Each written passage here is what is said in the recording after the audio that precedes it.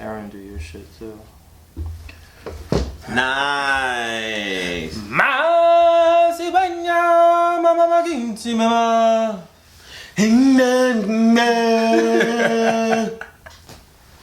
Niggas don't know the name. Yo, listen. If you can't sing the intro to the like the OG Lion King, not The this not the remix Lion King. You didn't like the remix Lion King? I didn't even watch it. I felt that's disrespectful to hip hop. There's no way in the universe you can. First off, It's culture, B. You're supposed to at least watch it. So are you? Hold on. Are you? You don't have to like it, but you gotta at least see it. Are you watching Coming to America too? Yes, have to I'm watch watching that. Okay, yes. That's fine. Are you watching? What's the other remake that's coming out right now? I'm really, really upset about it. Oh, what's the name of this movie? I'm brain fart. Training Day prequel. Are you watching that? No. Why do I need to? That's my. And Denzel's not even fucking with it, so why would I care? That's my point. That's my point. Like it's certain. Like for me, for Lion King, I'm cool with the remake of it and the whole new digital thing, right? My only issue is that they didn't keep it original. Like the same way we came out and sang that song. Yes.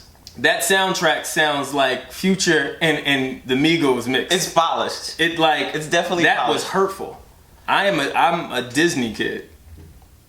Like an OG, not the fake ones. Like like a real. It just felt like someone like doing a cover record. Yeah, but like it's the same thing, but it's just like it's not the same thing. Yeah. It was just their version, and it was a fresh and live. It was interesting to watch it live. Well, yeah. You didn't see it. No, I saw the live performance on Broadway. I saw Lion King not with Beyonce. Was that live or something like that? Or? No. I'm talking. Well, Lion King on Broadway I've seen 2 times, and it's amazing. Yes. Like that's different. Like it's really a good show. With that said, no, I'm cool. No? That's just for the birds. Snapple fact, really quickly. Yes. I know we gotta get this but Snapple fact, did you know what was the kid's name? Jason Weaver. Did you know that he turned down $2 million for doing that record as Simba, the little kid, right? To get royalties. You know he's still getting paid till this day. The smartest business move ever. Jason Weaver does not get enough respect in these streets. He really doesn't. I thought that was genius. I think Nick Cannon deserves some flowers too. Oh no, Nick should have got flowers. Between the women, between the business moves, between how he handles black culture. Yeah. I'm Jeremy St. Louis, and this is my friend Brandon Hall. And I don't even know what the name of the show is. No. Well, you just kicking it today. Wait, I can give you a name. Hold on, check this shit out. This is dope. Okay. Creators creating. This is how it happens, ladies and gentlemen. We're gonna call this shit off the cuff. Off the cuff.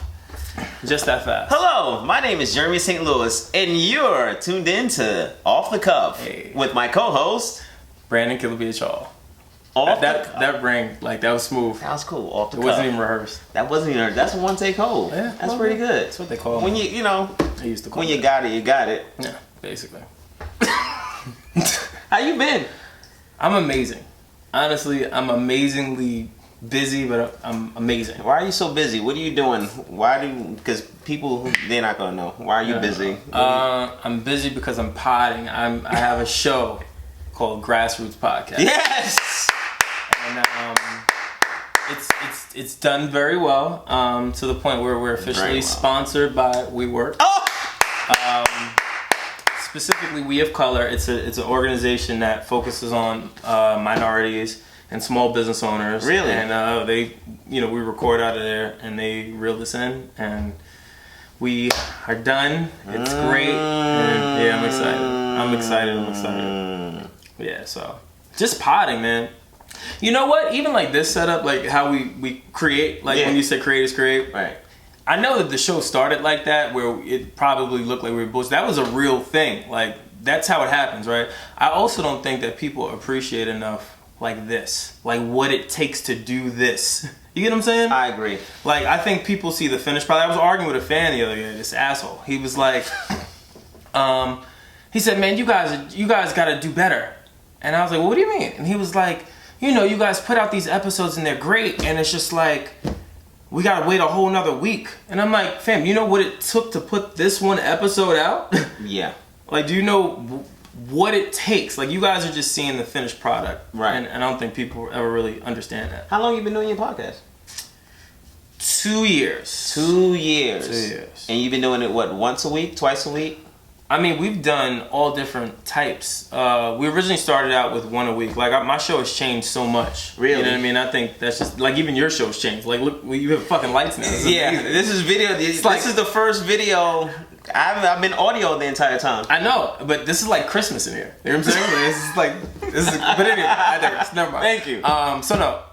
So 2 years, and what was the other question? Sorry. I forgot. I can't remember either. Whatever. It'll come well, around. Anywho, so I've been doing the podcast for 2 years, and throughout that time, like, the show has changed drastically from the point of, it literally started off with just me and my co-host and co-founder, Aaron Ashley Simon. Mm-hmm. Like, we literally were in a setup in the studio, and it was just us and the guest, and it was horrible. But people actually loved it just because, you know, Erin had her own story, I had my own story, and they're like, right. Yo, this is something totally different from what we know you both for. This is amazing. Mm-hmm.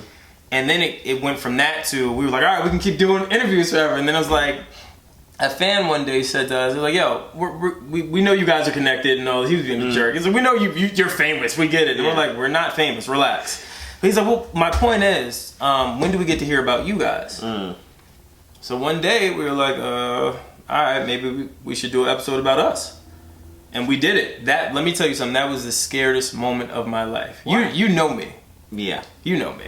I know you're going to ask the why, so we'll play along. But you know me. For those that I want you to share. Well, for me, you know, I'm very private. My circle has always been the same people, and it's, what, 16 years in now? So has it been that long? Yeah. 16 years in, I've had the same group of friends with some people moved out, right? But for the most part, those are still the same people in my life, right? And so you guys know some of the most intimate and personal things about me. You know everything. Yeah. To now, when you're a creative, in the type of creation that we do in podcasting, it's very transparent. It's very up close and personal. Right. I'm a Capricorn. I'm extremely private. You can see the conflict here. So for me, it's like, all right, I'll try it, and maybe y'all will judge me. Mm-hmm. Like I didn't know. Like and that's the other crazy thing about all of this is when you get into it, it's like you start to develop all these phobias and all this shit, and you worry about what other people think. Well, I had a debate with someone with that. I think everyone does that. Right, absolutely. You get what I'm saying? They told me I was crazy. So I had a number of questions. I was like, you have a job? And he's like, yeah. I was like, you care if your boss thinks you're doing well or not? He's like, yeah, of course. I said, you're just proving my point. Right. He's like, no, that's different. Like, you care. Like, it affects you. I was like, it affects you too. Yeah. Just differently. But to your point, yeah. Like, you care. It just depends on what you care for. Like, my care was... I was always big on, like, my friends know me and that's it. I never cared for a large mass of people to know me, even though, again, my career path says completely different, but I've always been, like, the background guy. I've always wanted to do that. That's my thing. So opening up that door of, hey, this is Brandon Hall, not Killa BH, not attached to anything. Like, I'm going to give you my real life. Right. Yeah, I went to school. I know you guys think that character is a dropout or didn't even finish high school. Right. Or, like, you know what I mean? Like... And it was more of an acceptance thing. And even that episode dropped, and like the amount of people that reached out that I didn't even know were paying attention. Like it was just crazy. Redman, Royce, he's family, but like it was just different because I look at them like gods. You know what I'm saying? Like they're for me meccas of hip hop, and it's like y'all paying attention, little ass me down there. Yeah. It was just pretty crazy to me, and then. It just blossomed into this thing where we went from a 2-man operation having to stop the camera, go back to a whole full-on staff. Like, we have a whole team of 9 people. 9 now? 9 people. 9 people. 9 people. And it's crazy just because it's like, I look at them sometimes like, why y'all listen to me? It's a team effort, though. But that's the thing too. And that's why I love my team so much. Like, and they know it. Like, I'm big on it. Like, if you doing something, all right, how can we get you hot? Right. Like, 'cause that's the culture I come from. You know what I'm saying? Right. Like, my friends have helped me out tremendously, and it's good to be able to do that. But it's also you have those moments of like, wow, like this is happening. You know what I mean? But I think it's a true testament to your relationship building, and I think that's an underestimated skill set that a lot of people don't realize is super crucial to getting far in any industry. It's the relationships that you build, the genuine relationships. Yeah. So it's like I wanted to talk a little bit about like relationship building 101, and because a lot of people, you know, the exchange of networking for certain people have had like a negative stigma over it, you know. But now it's really like it's called relationship building, so it makes it a little bit more okay. It's HR friendly. It's HR friendly, you know. So what are some like relationship building tips or some tricks, tactics that you use? If I'm being completely honest, and I know this is gonna sound cliche. We can curse on here, right? Yes. I know this is gonna sound cliche as fuck, but this is the God honest truth. I'm always just me. Right. That's it. I think people get so caught up into what they perceive to be networking and building with people. Like, I even hate that. Like, yo, let's build. Like, fam, you've already started off wrong. Let's build? Yeah. Like, or for me, is do lunch still a thing? Huh? We can still do lunch. Do lunch is definitely a thing. How about pick your brain? Pick your brain for me. That's that's my go-to. Pick your brain that's still good? For me. It's a genuine thing for me. Okay. It's like and again it's a testament to knowing me. Like we spoke in pre-production, right? But on camera, I'm very big on you knowing me. And anytime I meet someone, I'm very genuine. Like, I was explaining to somebody the other day, like, they accused us of paying guests to come on our show. And I was like, no, we don't. So how do you get them on the show? It can't be just because you worked with them in the past. And I'm like, yeah, it could be that. Yeah. I've done good business. I do right by people. I'm also one of those people that really gets enjoyment out of helping someone and then seeing them go to the next level. It's not a facade. It's not a selling pitch. Like, there's a number of people that will easily say, no, that he's solid. So, not that I look at it like a tactic. Oh, let me just act like I'm solid. I think that comes across genuinely, and I think because of that, people are more willing to help. You know what I mean? It's just about doing good. Even if let's say your motive is to just do good business with someone or just to connect with them about business, and you don't even want that relationship, because I know people like that. Right. As long as you're upfront about that, and it's one of those, I guess, kind of barter systems where it's like, look, I want to come on your show, right? But I can help you in this light. Does that work? Like, that's adding value. That's the other thing. The major thing. I feel like that should be like an asset that pops up. Adding value. Like, I'm there. Like, I'm premier guy. Like, I'm collecting the little corny the little corny souvenirs. You be saving the cups? Oh yeah, for the movie theater. Yeah. Especially if they're like Endgame. I saved all that shit. Weirdo. Yeah, I am. Yeah, I still got comic books. Really? Yeah, my mom threw all my comic books out. Oh man. That was the last time I seen those comics. I thought you was about to say the last time I seen my mom. The last time I seen my mom. That too. The last time I seen my mom. The last time you seen your mama. Your word. People don't be thinking about that. But you still have comic books. Yeah, man. For two reasons. Like, is it for collectors? Collectors. Yeah. They're collector's editions. Some of them are worth some serious money, but the other ones is more so like, I want to pass them down. You know what I'm saying? Like, my nephew, he's into gaming and he's into pretty much everything. He really reminds me of me. Yeah. And he's just all over the place. Like, he has ADHD like me. That's why this fucking interview is going the way that it is. Yo, like, you have insomnia. You have ADHD. Yes. Why are you claiming all of these things? It's the truth. It's the truth. Diagnosed. I embrace these things. Who diagnosed you? A doctor. Like, he looked at me and was like, "Brady, you're fucked up." I just have a different take on it, though. Yeah. All of it is great, but I'm just like, nah.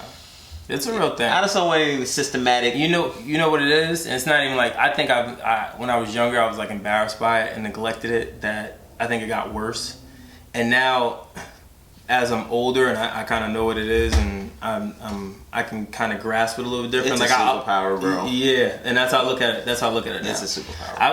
I don't think I would be as successful as I am just as a person without ADHD. Like, I think it's helped me. You know what I'm saying? But that's just me. I know people probably think you're annoying or whatever. No, it's me. When you think like talking about that is like, I want to talk a little bit more about your creative process. Is like, what are some of your inspirations? What happens when it comes to your mind when you put it to paper? How are you constructing these things? How are you fleshing your ideas out? Like, walk me through a little bit of those. That's a really good question.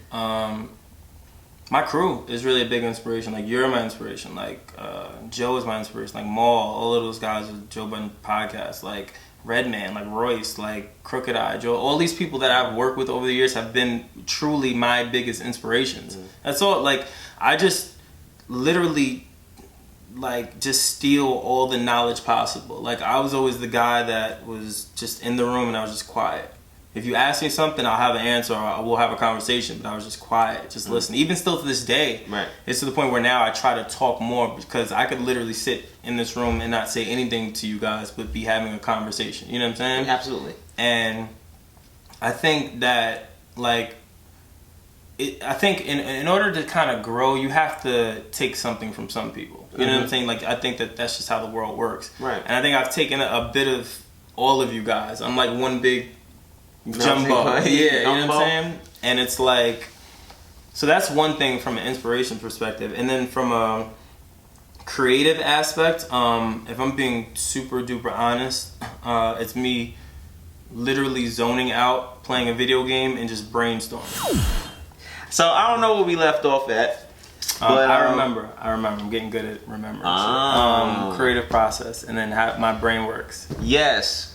The spiderweb analogy. Spiderweb analogy. That's hard. So it was the little spider ball web, and then it spurts out, and I follow each one of those paths. But it just depends. They may intertwine, and that's how I cipher through the ideas that I go through, like my creative process when I'm thinking about a show or concept or a record.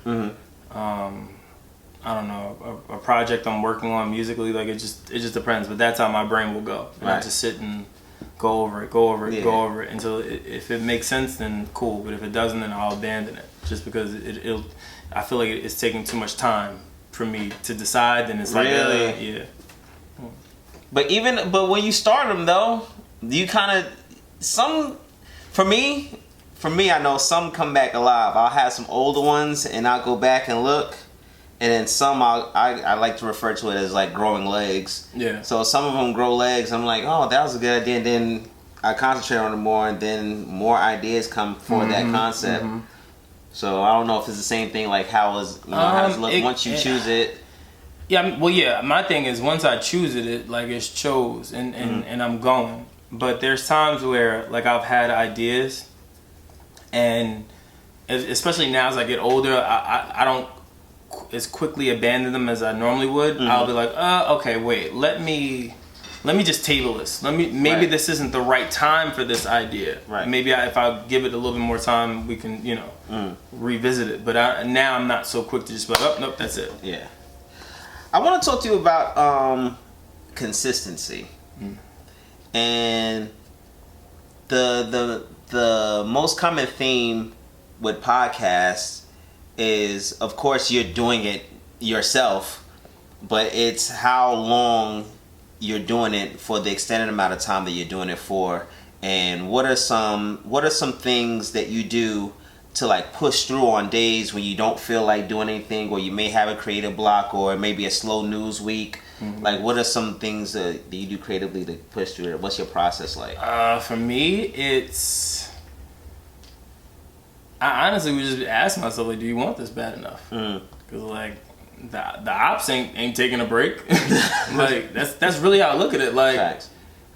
It's like, and again, like I said in the beginning, for me, it's like once I'm vested, once it's written in my notepad, and I go, it's go time. Like, and my team knows that now. Like, when I first, like, me and Aaron started to put together this team, it was like, yo, I'm just giving y'all fair warning. Like, I'm very much an action person. I don't really speak much in business. Like, it's like, yo, this is the plan, and it's gonna happen. Right. We'll figure it out. But like, once it's time to go figure it out and go work, I'm not stopping.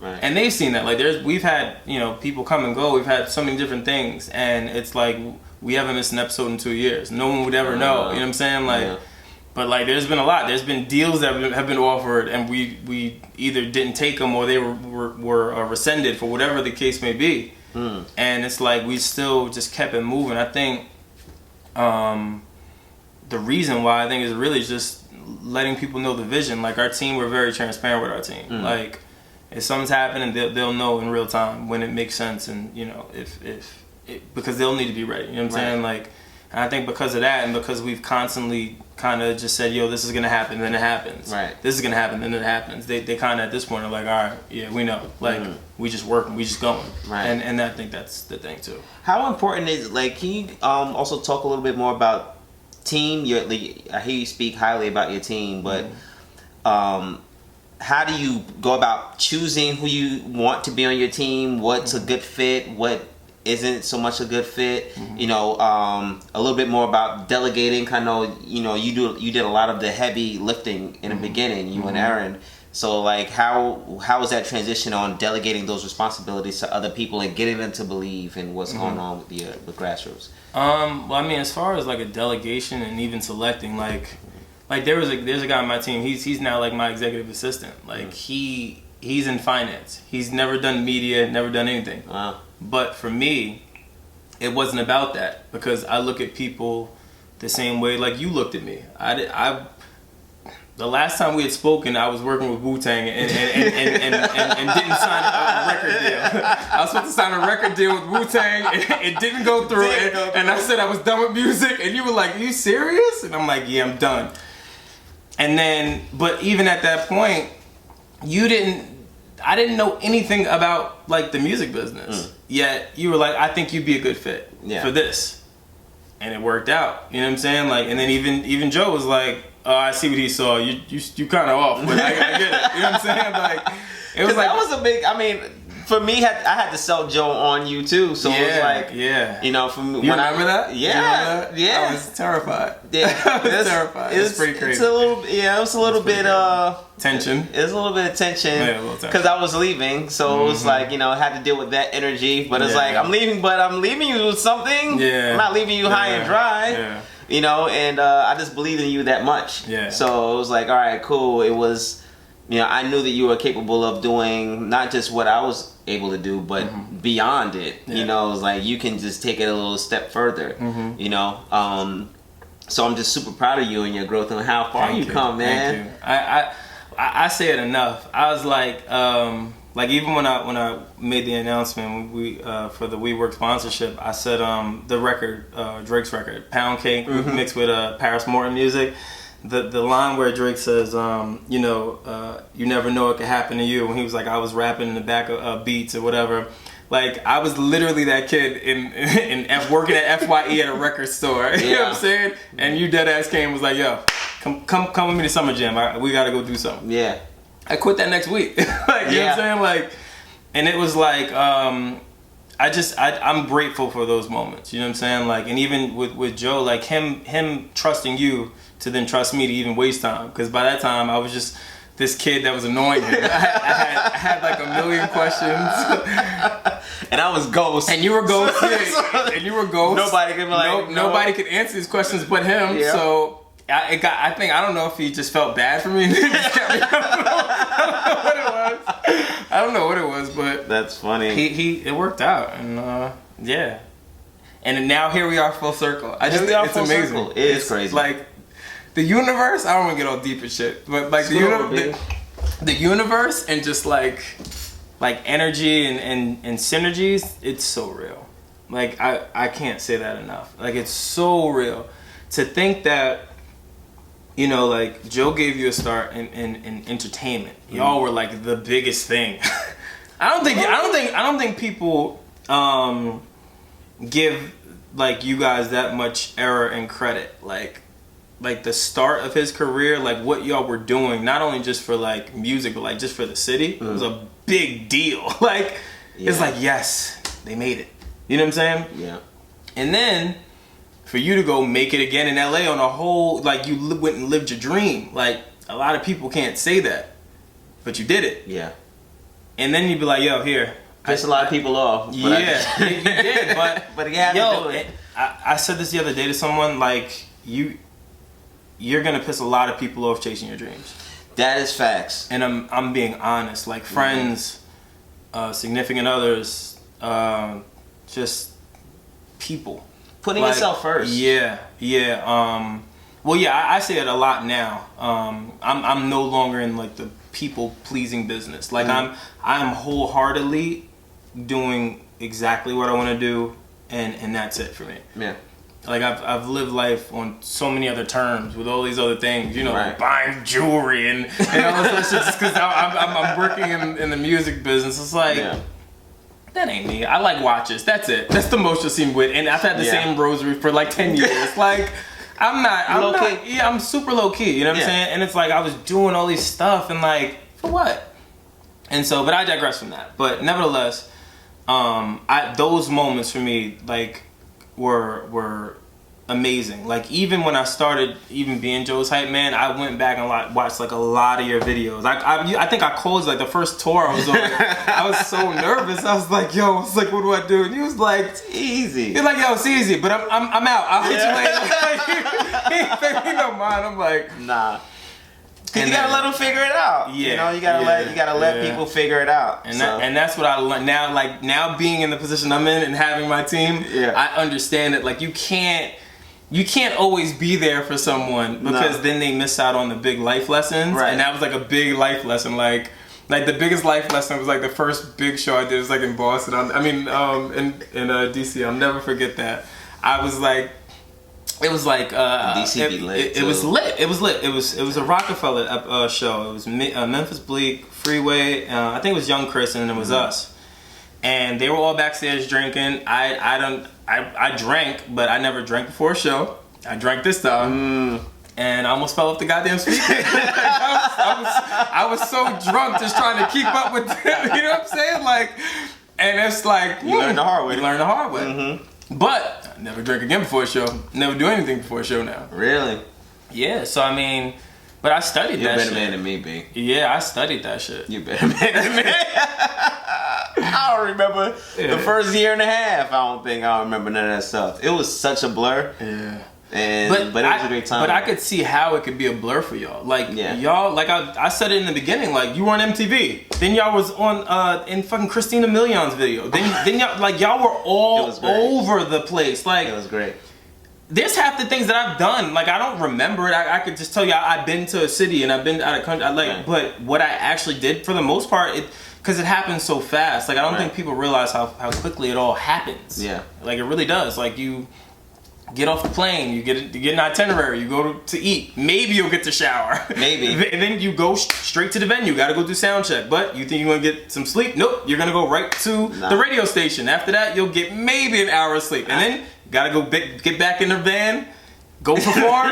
Next morning, go hit the road and do it all over again. I loved every minute and not in sequence. No, I loved every minute of it. I probably was the only one that really loved touring. You've always loved touring. I love hotels. I like getting the key. I like checking in. I just like the whole experience. I like the whole experience. I don't know why, but I just love it. Wear on you. It does wear on you, but I loved every minute of it though. Yeah. Oh no, I wouldn't trade it for the world. No, for sure. I met some of the most amazing people. I think like people I still talk to till this day. You know what I'm saying? Like I wouldn't trade it for the world. Like the whole journey has been like amazing. And being able to see the world too. Yeah. You know, coming from Jersey City, it's like you know a lot of people in Jersey City haven't had a chance to be outside of the state. Yeah. You know, aside from going to New York City on a PAV train, but that's about it. Yeah. You know, so for us to be, you know, to have the fortune of seeing other parts of the world and trying different cuisines and meeting different people and it was just and being in a different surrounding. Yeah.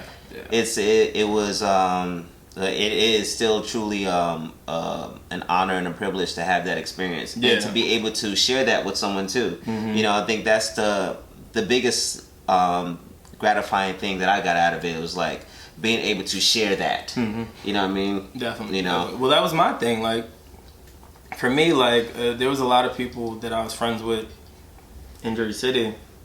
And I would bring them, like I would bring them on tour with me, like yo, you have to see this, right? Like just experience it, like it'll change you, it'll help you, you know what I'm saying?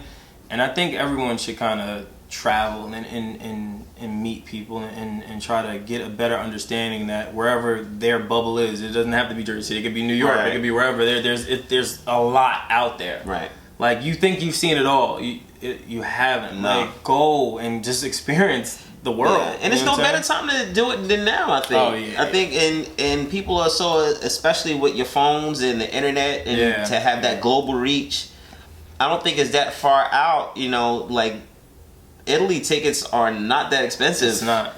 You know, it's not at all. People think that it's an arm and a leg, but it really isn't. Well, that's because they build it up in their minds. You know what I'm saying? Like, they build it up like, this is Paris, big bright lights. It's got to be super expensive to get there. And it's like, it's really not. It's like $425. Yeah, you can get a red eye. You can get a red eye. You'll be all right. Like, so I mean, I encourage everyone to travel, meet people, go out and just go by yourself one day. Just go hop on a plane and go sit at a bar and just chill. Yeah. Things will come your way. So what's next, B? Oh man. Grassroots is popping, WeWork is popping. Yeah. That's done and dead. What's coming next? Next is live show. Live show. November 14th is the live show. November 14th. November 14th, yeah. Another crazy thing is signing this big deal, and then like, oh, we'll give you a live show, and we got to pull this off in a month, so we'll see how it goes. A live show. Yeah, live show with Jinx, Brandon Jinx Jenkins from State of the Culture. Yep. Jersey. I had to do Jersey. You gotta do Jersey. Listen. Shout out to Jinx, man. Let me be clear. Jersey has always been first. The first guest I ever had on my show was Jersey. The first live show we have will be Jersey. It's always Jersey. It's always Jersey. It will always be Jersey first. It'll always be Jersey first. And plus, Jinx is just dope. Like, he is someone. He's smart, man. He's a different level of smart. Mm-hmm. Like, in talking to him, even observing, like, how he attacks subjects and how he views them, it's just something that I've never seen before. And I even told him, like, I've been a huge fan of his for a while. Like, not just from State of the Culture. I'm like, even like for everything. Sure. And like, a lot of the work that he's done it's been inspiring. Like, having to go back and check it now on a I wouldn't say even level, but like, meaning in the same field. Like, before I was a fan, just like a hip hop fan, just looking. Now it's like, I gotta study this. Like, he's pretty with it. Like, I get it. So it's an honor and a privilege, honestly, for him to even be like, I want to do your show. Like, you know what I'm saying? That's dope. It was crazy to me. Like, I thought it was one of those times where I was like, yo, one of these days, man, I really want you to be on my show. Like, I had one of those heart-to-heart moments with him and shit. Sometimes you gotta have heart-to-heart. And it really wasn't me pandering to get him. I was like, I really do want you on my show. He's like, no, let's do it. And I was like, I said, come again? I'm like, What do you mean? And he's like, no, I want to be on your show. Like, I fuck with y'all. Yeah, so he's like, I'll do your show. And I was like, all right. And we didn't speak about it. And then the live show came up, and I said, Jersey, let's go. I hit him. He didn't even hesitate. He was like, of course, I'm down. Nice. So yeah, man, like, always Jersey. Yeah. Always Jersey. It'll always be Jersey. Yeah. That's like, I wouldn't trade my roots for nothing. From Lincoln High School to PS24 to like, I wouldn't trade it for the world. Me too. Like, made us. It's the fabric. Yeah. It's the fabric. Yeah. Yes. So, I mean, I'm just blessed that I have two coasts. Yeah. So, for me, it's like I was able to get that West Coast LA experience and to have the Jersey experience. So, it's like I'm born and raised in Jersey. Like, my foundation is Jersey. Yeah. But Los Angeles made me a man. You know, it's like I had a lot of firsts in LA. So, and then now be able to take those tools and then bring it back. Yeah. And just put it in full circle and put it in motion. It's just like, it's pretty cool. Yeah. And I'm just glad that everybody is just on the same page and everybody's just pushing forward and doing things at a major level all at the same time. Definitely. You know? So that's like the beauty of it all. Yeah. I like I said, the universe is just funny how it all just works. Like, it's just funny, man.